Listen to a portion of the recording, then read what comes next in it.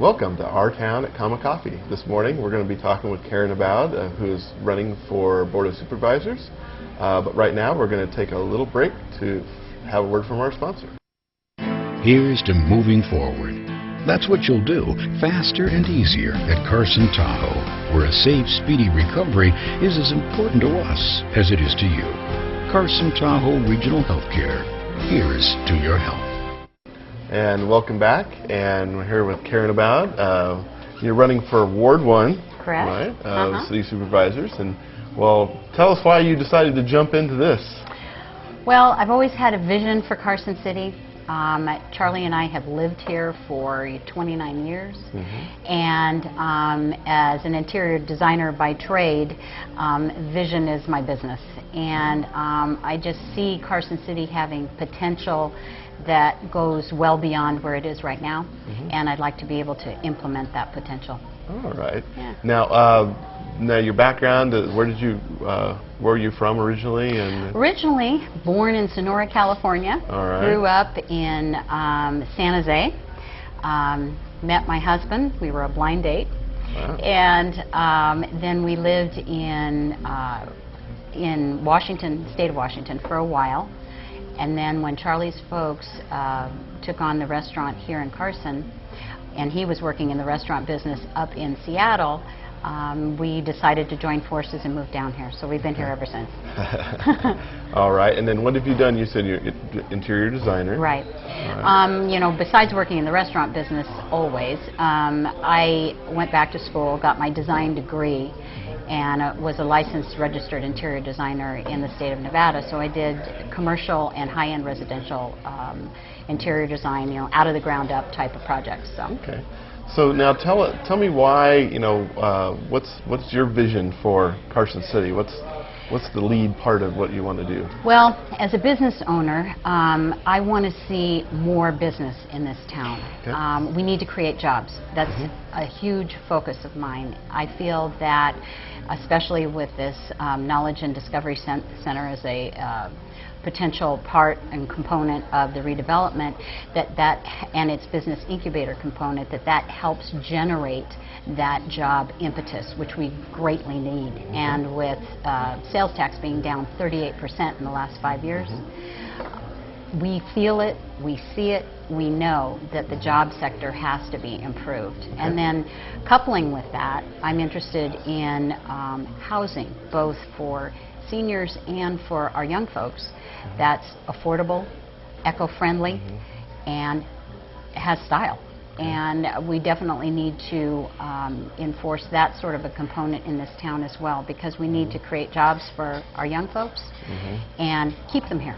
Okay. So, that's where I'm now, the city's got some little budget problems going on too right now. I mean, they're supposed to be meeting this week to cut the budget, which could end up with sheriff officers being laid off and things like that.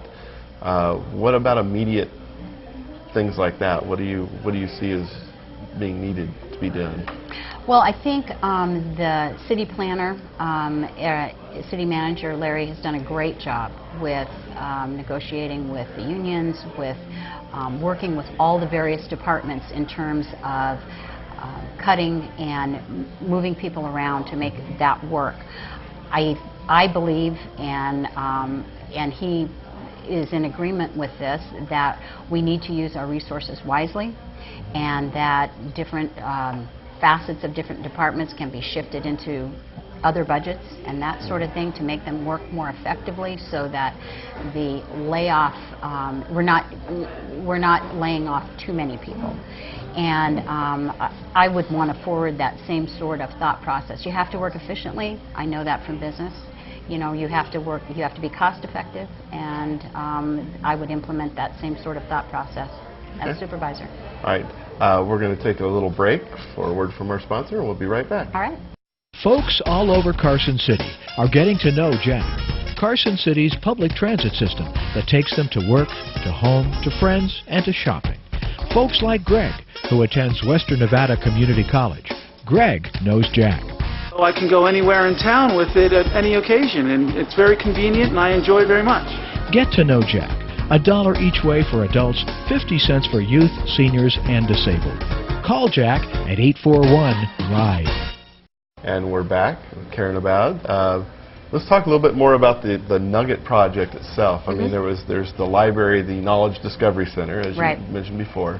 Now, what about the business incubator? What about this part? Do you think this can really spur some business for Carson City? I most definitely do, and the reason I think that is what it does is takes businesses in their infancy. You have an idea, okay, and you don't know how to take that idea forward. Within the component of the business incubator are patent attorneys, angel investors, the knowledge component of the library, which helps in terms of the business aspect, plus the technology component. And so with all of that, it can take a business and within an 18-month period get that out into the workforce and help populate some of our empty spaces that are here in town. So I see it as a huge component because if we don't, business drives business. I mean, that's the bottom line. And that's where we need to go. That's where we need to start. All of the businesses here are struggling, and we all know that business drives business, and that's where we must start. All right. Now, it's also been said that we do have a lot of empty spaces around which a business incubator could get started up right now and start working on things. Is it really needed to build a new facility for a business incubator when there's already space available? As far as that goes, first of all, I should back up a bit because the Knowledge and Discovery Center will house the business incubator. The library itself has 1,000 people a day going through its doors. It has definitely outgrown. It was built back in 1969. It's definitely outgrown its walls.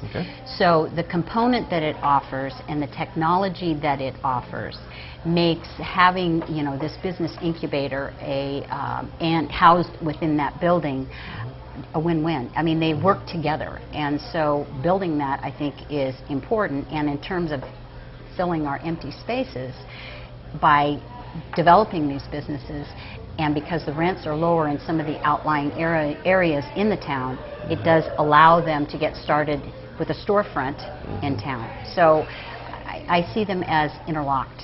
It needs to exist together. So. All right. Now the Digital Media Lab, and this is supposed to be a business in itself, or is it a lab that people can rent out time for? I'm not exactly sure how that's supposed to be structured. Do you know? The Digital Media Lab, as I understand it, is a business in and of itself, although that technology will be available to others. But what it does is works with the Hollywood industry.